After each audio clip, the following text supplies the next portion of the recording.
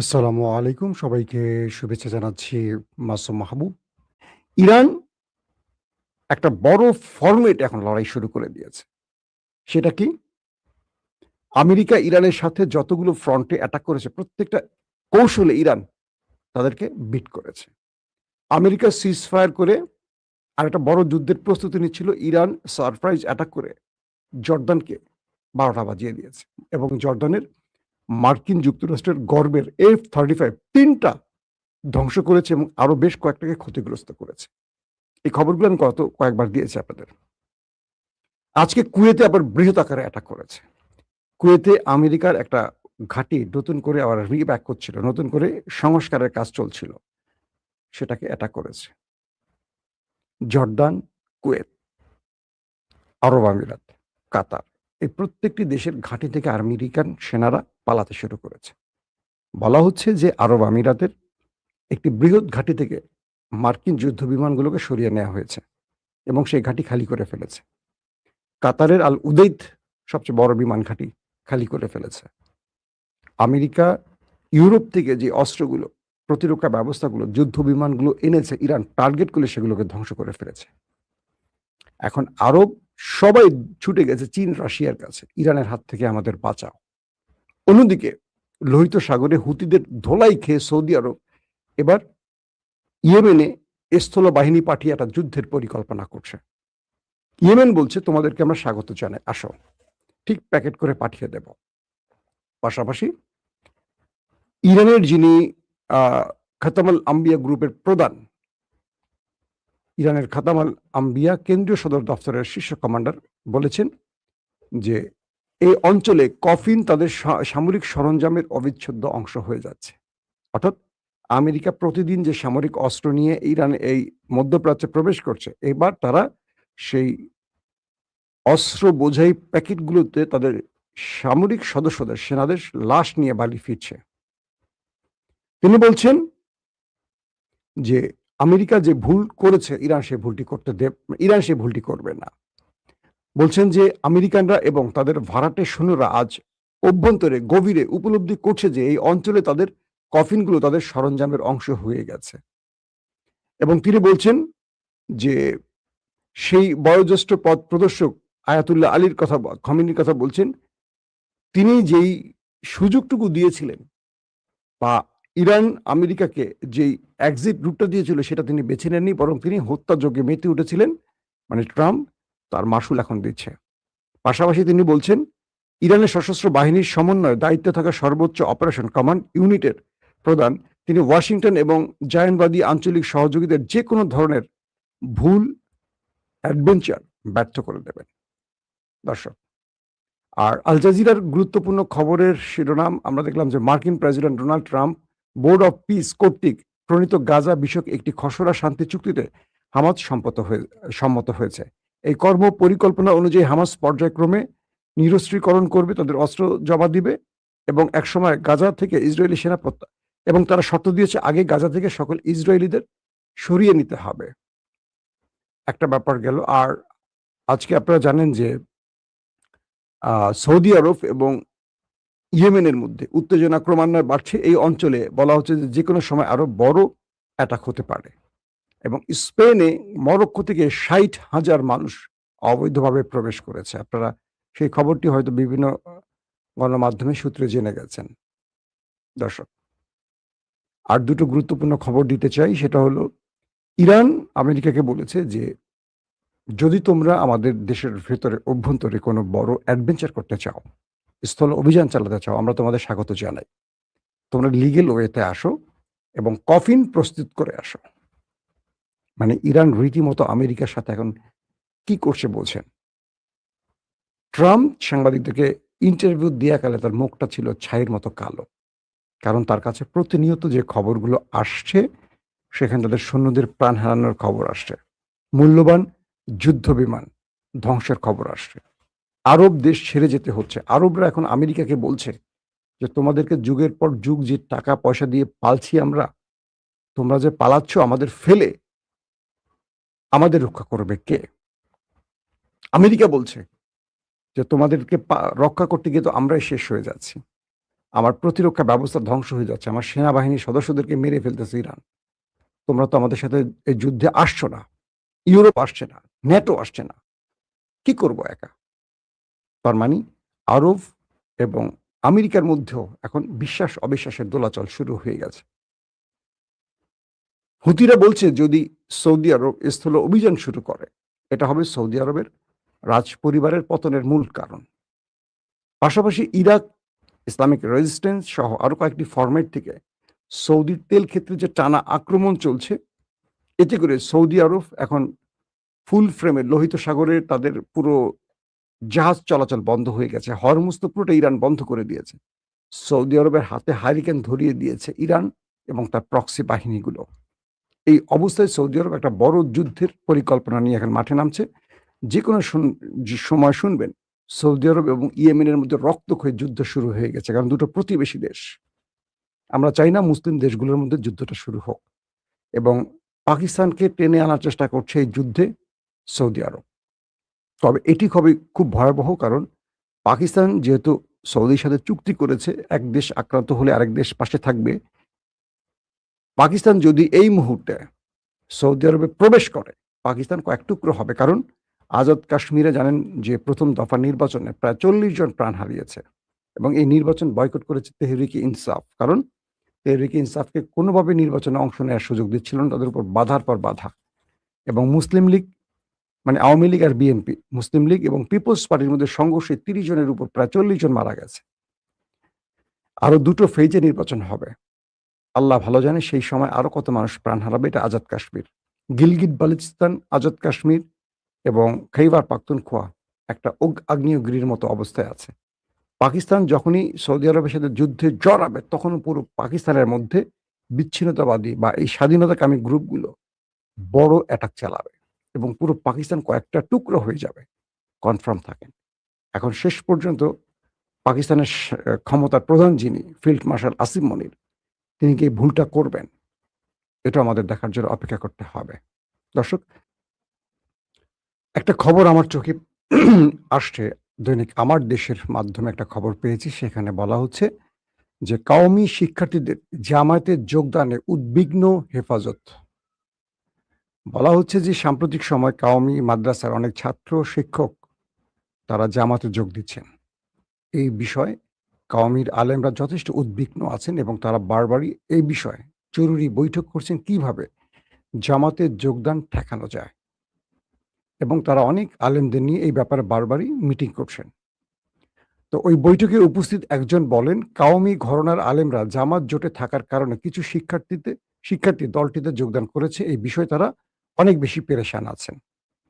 তবে একটি মজার বিষয় হলো, এই রিপোর্টে আরো বলা হয়েছে যে ভবিষ্যতে এই সংখ্যা আরো বাড়তে পারে, মানে জামাতে যোগদানের সংখ্যাটা বাড়তে পারে। তাই এখনো তারা যেকোনোভাবে সেসব আলিম এবং শিক্ষার্থীদের নিবৃত্ত করার চেষ্টা করে যাচ্ছেন। তবে বিএনপিতে অনেকে আবার যোগদান করছেন কওমির। সেই বিষয়ে হেফাজতে ইসলামের কোনো মাথা ব্যথা নেই। তারা জানাচ্ছেন যে বিএনপিতে যোগ দিতে পারে, কারণ তাদের এই বিষয়ে কোনো মাথা ব্যথা নেই। কেননা বিএনপি কোনো ধর্মীয় দল নয়। সেখানে কেউ যোগদান করলে সেখানে কেউ যোগদান করলে আকীদায় কোনো সমস্যা হবে না। কেউ যদি জামাতে ইসলামীতে যোগদান করে তাহলে তার আকীদা নষ্ট হয়ে যাবে। তাই জামাতে যোগদানের বিষয়টি অবশ্যই প্রতিহত করতে হবে। আজকে আমার দেশ পত্রিকায় এই সংবাদটি আসছে একদম বলা যায় যে লিড, আপনারা দেখবেন যে লিড শিরোনামের কাছাকাছি একটা শিরোনাম করা হয়েছে। Second lead. অর্থাৎ হেফাজতের আলেমরা বলছেন যে জামাতে যোগ দেয়া যাবে না। সেখানে গেলে আকীদা নষ্ট হয়ে যাবে। তো তাকে প্রশ্ন করা হলো, অনেকে তো বিএনপিতে যোগ দিচ্ছে। তখন বললেন, না, এটা সমস্যা নাই। বিএনপিতে যে চাক যোগ দিতে পারে, আওয়ামী লীগে চাইলেও যোগ দিতে পারে। আপনারা জানেন যে কওমির অনেক আলেমরা আওয়ামী লীগের সাথে জড়িত আছেন, রাজনীতির সাথে সুসম্পর্ক আছে, এবং আওয়ামী লীগকে ভোট দিয়ে থাকেন অনেক কওমির শিক্ষার্থী বা আলেম বা কওমি পন্থীরা। কারণ তারা ইসলামিক দল নয়, তাদের আকীদায় কোনো সমস্যা হয় না। সবাই বলবেন সুবহানাল্লাহ।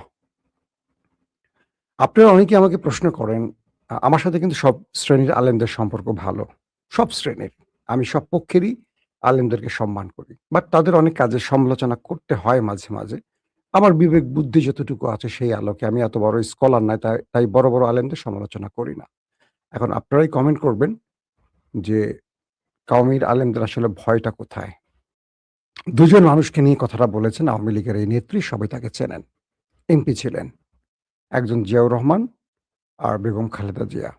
এবং জাঞ্জুয়ার মতো নাকি আমাদের প্রিয় মরহুম কোকো ভাইয়ের চেহারা হয়েছে।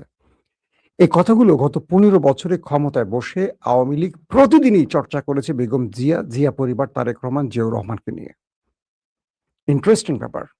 ১৫-১৬ বছর শেখ হাসিনা এর চেয়ে জঘন্য ভাষায় খালেদা জিয়াকে কটাক্ষ করেছেন এবং বলেছেন যখন খালেদা জিয়াকে এক কাপড়ে ঘর থেকে বের করে দেয়া হয় তখন আমার নিজের মনে আছে, আমার ডিজিএফআই এর অনেক বন্ধুরা জানিয়েছে, অগ্রিম আমি তখন টেলিভিশনে চাকরি করি। তার বাসায় রিকভারি বোতল মাদক নিয়ে আমাদের ডিজিএফআই দিয়ে আসছিল এবং খালেদা জিয়াকে মদ্যপ বা মাতাল বা অশ্লীল প্রমাণের জন্য খেলাগুলো খেলেছিল। বাংলাদেশের প্রতিটা টেলিভিশন সেই সংবাদ লাইভ সম্প্রচার করে খালেদা জিয়াকে একটা মদ্যপ অশালীন খারাপ মহিলা প্রমাণের চেষ্টা করেছিল। আমি বিশ্বাস করি তারেক রহমানের মা, মানে আমাদের তো তিনি নেত্রী বা মা, তার চেয়ে অনেক অনেক বেশি আপন বা তার হৃদয়ে রক্তক্ষরণ হয়েছে তারেক রহমানের। আওয়ামী লীগের যেসব লোক ১৫ বছর বিএনপিকে নির্যাতন করেছে, খালেদা জিয়াকে, জিয়াউর রহমানকে, তারেক রহমানদেরকে নিয়ে এই অশালীন মন্তব্য করেছে, জাইমা রহমানের চরিত্র নিয়ে যে ডক্টর মুরাদরা কি নোংরা ভাষায় কথা বলেছে, দেখেন আজকে সেই আওয়ামী লীগ বিএনপির সবচেয়ে আপন মানুষ এবং এই আওয়ামী লীগকে সাথে নিয়ে এনসিপি জামাতকে পেটাচ্ছে বিএনপির ছাত্রদল, যুবদলের ভাইয়েরা। সোশ্যাল মিডিয়াতে নাসিরুদ্দিন পাটোয়ারির বেয়াদবির জন্য তাকে মারা হচ্ছে, যেখানে সেখানে তাকে প্রতিহত করা হচ্ছে, আঘাত করা হচ্ছে। আচ্ছা, এই নাসিরুদ্দিন পাটোয়ারিরা তো বিপ্লব করে বিএনপিকে ক্ষমতায় বসিয়েছে না? ধরলাম তার মুখ খারাপ, আমি জানি তার মুখ খারাপ। আমি একবার পাটোয়ারিকে বলেছিলাম যে ভাই তোমার মুখটা তো খারাপ, মুখটাকে একটু কি বলে জমজমের পানিতে ধুয়ে নিও। আমি তার এই বক্তব্যের পক্ষে না, কিন্তু কিছু জায়গায় আমি বিপক্ষে, সেটা আমি স্পষ্ট করব। যে বক্তব্যটি আপনাদের শোনালাম একজন গুরুত্বপূর্ণ আওয়ামী লীগের এমপি এবং তিনি বা এই গোষ্ঠীরই প্রতিদিনই এইভাবে বেগম জিয়াদেরকে নিয়ে অশ্লীল কথা বলতেন। ওই তারা কোথায় আছে? তাদের ব্যাপারে বিএনপির কোনো সিদ্ধান্ত আছে? আওয়ামী লীগ নিয়ে বিএনপির কোনো মাথা ব্যথা আছে? নাকি এখন বিএনপি জামাতের এনসিপিকে নিয়ে মাথা ব্যথা?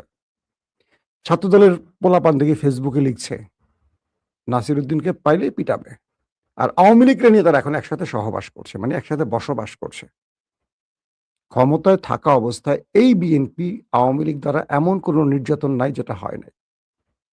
ক্ষমতায় বসে সেই আওয়ামী লীগের চেহারাই বিএনপির মধ্যে ঢুকে গেল অদৃশ্যভাবে। এই দুজন লোক, একজন বর্তমান বিএনপির এমপি আমাদের নুরুল হক নুরু, আর একজন তারেক রহমানের রাজনৈতিক উপদেষ্টা।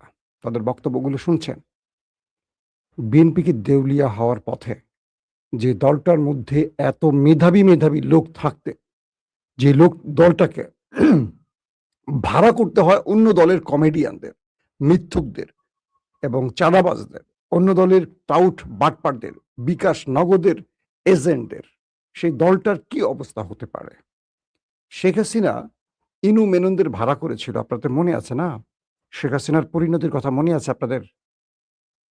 বিএনপিতে এত এত মেধাবী লোক, দেশপ্রেমিক লোক আছে, কিন্তু দেখেন এখন টপ ফরম্যাটে কারা আছে? রাশেদের ইশারায় এনসিপিকে নিয়ন্ত্রণ করা হচ্ছে, এটা নাসিরুদ্দিন পাটোয়ারির অভিযোগ। তারেকের মতো পচা জিনিস এখন বিএনপির কাছে গ্রহণযোগ্যতা পাচ্ছে। বেছে বেছে ওই লোক রনিদের মতো অ্যাবনর্মাল লোকদেরকে এখন টকশোতে পাঠাচ্ছে বিএনপি। বিএনপি কি চায় আওয়ামী লীগের মতো তারা পচতে থাকুক? আওয়ামী লীগ একদিনে পচে নাই, বিপ্লব একদিনে আসে নাই। মানুষ আওয়ামী লীগকে ঘৃণা করেছে এই বক্তব্যগুলোর জন্য, এই অশ্লীল, মিথ্যুক, নোংরা, অজনপ্রিয়, ক্যারেক্টারলেস ব্যক্তিগুলোকে আওয়ামী লীগ সবসময় টপ বা ক্যামেরার সামনে বসাতো। মানুষের কাছে আওয়ামী লীগ একদিনে এই গণ অভ্যুত্থান সৃষ্টি হয় নাই। বিএনপি সেম, দেখেন বিএনপিতে অনেক মেধাবী লোক আছে। আমরা বিএনপির অনেককে চিনি যারা দীর্ঘদিন কাজ করেছেন তারেক রহমানের সাথে, তাদেরকে সিনে দেখবেন। আপনার সালেহ শিবলিকে কখনো সিনে দেখেছেন? আমরা লন্ডনে এক টিমে কাজ করেছি। তারেক রহমান যখন লন্ডনে ছিলেন, তার রাজনৈতিকভাবে তাকে মিডিয়ার পুরো সাপোর্টটা সালেহ শিবলি দিয়েছেন। কখনো তাকে দেখেছেন ফেসবুকে বড় আগডুম বাগডুম করতে, টেলিভিশনে? সে এখন তারেক রহমানের প্রেস সচিব। প্রেস সচিব নাম্বার 1 পজিশনে একেবারে তারেক রহমানের সঙ্গে চুম্বকের মতো থাকেন। তারপরে আছেন আমাদের আতিউর রহমান রুমান ভাই। 2nd প্রেস সচিব 2 তাদের ফেসবুক স্ট্যাটাস, তাদের বক্তব্য দেখেন তো ভালো করে। মাহাদি আমিন, তারেক রহমানের আরেক উপদেষ্টা। একসঙ্গে কয়েকটা দায়িত্বে আছেন তার। তার বক্তব্য দেখেছেন কত গোছানো, গঠনমূলক। এদেরকে খুব একটা টকশোতে দেখেন? রাশেদকে, রনিকে ডাকা হয়। কেন এই লোকগুলোকে বিএনপি পাঠাচ্ছে? বা এই লোকগুলোকে প্রমোট করছে কেন? তার মানে বিএনপিকে আওয়ামী লীগ বানাতে চায়। আবার মিডিয়াগুলো রাশেদ, রনিদের মতো লোকদেরকে ডাকে। এরা কেউ বিএনপির আসল লোক নয়, কিন্তু এরা এইটার জন্য। আজকে আপনি রাশেদকে টাকা দেন, নুরুকে টাকা দেন, ও মানে বিএনপির চেয়ে বেশি দেন, চলে আসবে। এরা রাজনীতি করতে আসে টাকার জন্য, পকেটের জন্য। গরিবের সন্তান টাকা মালিক হতে হবে। অল্প সময় ফ্ল্যাট, গাড়ি বাড়ি হয়ে গেছে। তাকে তার স্বপ্ন, ড্রিম প্রজেক্ট বাস্তবায়ন করতে দিচ্ছে না কে বা কারা। এটা আমার বিশ্বাস। আজকে এনসিপির নাসিরউদ্দিন পাটোয়ারি যদি বেয়াদব হয়, তাহলে আওয়ামী লীগের লোকগুলো 16 বছর যা করেছে, 16 বছরে তাদেরকে কি বলবে? আওয়ামী লীগকে সাথে নিয়ে বিএনপি এগুচ্ছে আর এনসিপিকে পেটাচ্ছে। আমার কথা হলো এনসিপিকে পেটান, পিটিয়ে আরো বড় রাজনৈতিক দল বানান, জামাতের জায়গায় বসান। যেটাই করেন, এনসিপিকে গুরুত্বপূর্ণ করতে হলে মারতে হবে, জেলে নিতে হবে, বাধা দিতে হবে। এগুলো করলে রাজনীতিতে বড় হওয়া যায়। এনসিপির পেছনে জামাত ছাড়া কেউ আছে? এনসিপিকে বড় করবেন কাদেরকে নিয়ে? আওয়ামী লীগকে দিয়ে? এনসিপি তারা বড় হবে, বড় হওয়ার মতো কিছু দেখাতে হবে। জামাত ক্ষমতায় আসবে না, কিন্তু জামাত ক্ষমতা থেকে নামাতে পারে। এটা হাসিনা মেনে গেছেন, বলে গেছেন, স্বীকার করে গেছেন এবং প্রমাণও পেয়েছেন। 24 আমার কাছে মনে হয় যে বিএনপির তারেক রহমান যেই আইডিওলজি নিয়ে রাজনীতি করেন, তাকে সেটা করতে দেয়া হচ্ছে না। আমি বারবার এই কথাগুলো বলি। আমার কাছে মনে হচ্ছে খুব কৌশলে বিতর্কিত লোকগুলোকে খুব ক্লোজ ফ্রেমে তারেক রহমানের কাছে ইনপুট করা হচ্ছে। টেলিভিশনগুলোতে অজনপ্রিয়, বাকওয়াজ, মেধাহীন লোকগুলোকে বিএনপির হয়ে প্রমোট করা হচ্ছে। এটা আওয়ামী লীগ বা একটা বিশাল পরিকল্পনার অংশ হতে পারে। কারণ টেলিভিশনগুলো নিয়ন্ত্রণ করছে এখনো ওই আওয়ামী লোকেরা। দেখবেন প্রতিটা টক শোতে বিএনপির লোক এনসিপি এবং জামাতের সাথে কথা বলে পেরে উঠছে না। ঠিক আওয়ামী লীগের যে অবস্থাটা, তখন কি করছে? রাশেদরা হারামজাদা, কুত্তার বাচ্চা বলে গালাগালি করতেছে। বিএনপি নেতারা হুমকি দিচ্ছে, মারতে যাচ্ছে, মুখে অশ্লীল বক্তব্য দিচ্ছে। রাশেদ, বাপরে বাপ, সে হঠাৎ করে বিএনপি হয়ে গেল গণ অধিকার থেকে, যে হাসিনাকে মা বলে ডেকেছিল রাশেদ বা নুরুরা। এই বিএনপি যখন রাশেদ বা নুরুকে ছেড়ে দিবে, রাস্তায় মানুষ পিটিয়ে সোজা করে ফেলবে। কেউ তাদেরকে মানে বৃষ্টি হলে ছাতা ধরার কেউ থাকবে না। দুদিন না খেয়ে থাকলে কেউ একবেলার খাবার প্লেট এগিয়ে দেবে না। এই নুরু রাশেদ এতটা পচে গেছে। তো আমার যদি মনে হয় যে বিএনপি তাদেরকে ক্লোজে ডেকে এনে একটু উপরে তুলে ফেলে দিতে চায়, তাহলে গুড। যদি বিএনপি তাদেরকে দিয়ে সামনে এগোতে চায়, তাহলে বিএনপি ফল্ট করবে। কারণ এই ইনু মেনুনরা আওয়ামী লীগের জন্য উপকৃত হয় না, বিএনপির জন্য হবে না। এটা বিএনপিকে আজকে হোক কালকে হোক বুঝতে হবে। হয়তোবা তখন বুঝবে যখন আর সময় থাকবে না। নাম্বার 3, বিএনপির রাজনীতিতে হঠাৎ করে যে অস্থিরতা দেখা যাচ্ছে, এটা আমি একটা খুব ষড়যন্ত্রের গন্ধ পাচ্ছি। যা তারেক রহমান কখনো বলেননি, যা করেননি বা করার কথা না, বিএনপিতে তাই হচ্ছে। কি? নাসিরউদ্দিন পাটোয়ারিদের বিরুদ্ধে ফোন চুরির মামলা দেয়া হয়েছে। তাদের ছেলেদেরকে চোখ অন্ধ করে দেয়া হলো, তাদের গাড়ি ভাঙা হলো, উল্টো তাদের নামে মামলা হলো মোবাইল চুরির। আমার মনে পড়ছে বিএনপি নেতাদের, আমাদের আজকে শিক্ষামন্ত্রী, তার বিরুদ্ধে ভ্যানিটি ব্যাগ চুরির মামলা হয়েছিল, আওয়ামী লীগ করেছিল। ঘরের টিন চুরির মামলা হয়েছিল, গরু চুরির মামলা হয়েছিল, মুরগি চুরির মামলা হয়েছিল। মনে আছে আপনাদের? বিএনপিকে সেই পথে হাঁটছে। আওয়ামী লীগ যা করছেন বিএনপি তাই করবে? তো করতে থাকুক। আওয়ামী লীগ তো 15 বছর টিকছে। বিএনপি কতদিন টিকে দেখি। কথাগুলো বিএনপির সমালোচনা করছে। কেন করছে বলেন তো? বিএনপিকে এই রূপে দেখতে চাই না। বিএনপিকে দেখতে চাই এমন একটা রূপ যেটা আমাদের স্বপ্নের রূপ। যেটার জন্য আমরা অনেক ত্যাগ স্বীকার করেছি, লড়াই করেছি, কষ্ট স্বীকার করেছি, অনেক কিছু হারিয়েছি। জীবন থেকে মূল্যবান অনেক কিছু হারিয়েছে। জীবন থেকে মূল্যবান 15টা বছর হারিয়েছি বিএনপির জন্য। বিএনপির থেকে ৳1 সুবিধা নিতে যাইনি, যাব না। আল্লাহকে সাক্ষী রেখে বলছি। আল্লাহকে সাক্ষী রেখে বলছি, লাইভ ব্রডকাস্টে আপনাদের বলছি, সুবিধা নিতে যাইনি, যাব না। আমি মাসুম সুবিধা নিতে চাইলে রাশেদদের চেয়ে অনেক গুরুত্বপূর্ণ জায়গায় যাওয়ার ক্ষমতা আল্লাহ আমাকে দিয়েছে, যোগ্যতা আমাকে দিয়েছে। কারণ আমি বিএনপির টপ ২ জনের সাথে কাজ করেছি, বেগম জিয়া এবং তারেক রহমানের সাথে। আমি যাইনি সেখানে, আমাকে ডাকা হলেও আমি যাব না। কারণ রাজনীতি হলো একটা পাপ। একটা পাপ। কি পাপ? এই দেশে আপনি রাজনীতি করে মানুষকে বাঁচাবেন, দেশকে রক্ষা করবেন, এটা একটা স্লোগান। মূলত সবাই পকেটের জন্য যায়। আমি পরকালকে বিশ্বাস করি, আল্লাহকে ভয় করি, কবরকে ভয় করি। সেজন্য রাজনীতি থেকে দূরে থাকি। কারণ মৃত্যুর পরে আমি আল্লাহকে কি জবাব দিব? ব্যক্তিগতভাবে একজনের ক্ষতি করতে পারি। রাজনীতি করলে পুরো ১৮ কোটি মানুষকে ক্ষতি করতে হয়, ঠকাতে হয়। সে কাজটা আমাকে দিয়ে হবে না। আশা করি বিএনপির ভাইদের জন্য যে নসিহতগুলো করলাম চিন্তা করবেন। এই কথাগুলো আওয়ামী লীগের জন্য বলতাম ১ম দিকে। তারপরে বলা বন্ধ করে দিয়েছি, কারণ আওয়ামী লীগ শত্রু বানিয়ে ফেলছে। এখন বিএনপি শত্রু বানাবে। এই মাসুম তো আমাদের লোক ছিল। এরকম কথা বলে কেন? কেন বলি? একটু কান পাতেন। শুনতে চেষ্টা করেন মানুষ কি বলে বিএনপির এসব কর্মকাণ্ডে। সারা ডিস্ট্রিক্টগুলোতে, রাস্তাঘাটে, দোকানপাটে চাঁদাবাজি, বিভিন্ন অভিযোগ একদম সেফ। মির্জা ফখরুল ইসলাম আলমগীর কালকে কি বলেছেন? পূর্বের চেয়ে এখন চাঁদাবাজি, দুর্নীতি আরো বেড়েছে। এই রাষ্ট্রের কিচ্ছু পরিবর্তন হয় না, একমাত্র তারেক রহমান ছাড়া। কে বলছেন? মির্জা ফখরুল ইসলাম আলমগীর, দলটির মহাসচিব, এলজিআরডি মন্ত্রী। পূর্বের চেয়েও এই সময় এসে, মানে এই সময়ে গত ৫ মাসে দুর্নীতি আরো বেড়েছে, লুটপাট বেড়েছে। কেউ সঠিক পথে হাঁটছে না, বরং একমাত্র তারেক রহমানই চাচ্ছেন পরিবর্তন, আর কেউ পরিবর্তন হয়নি। মির্জা ফখরুল ইসলাম বলেছেন এই কথাটি, আমার বক্তব্য না। আজকের মতো বিদায় নিচ্ছি। প্রত্যেকে ভালো থাকবেন। আল্লাহ হাফেজ।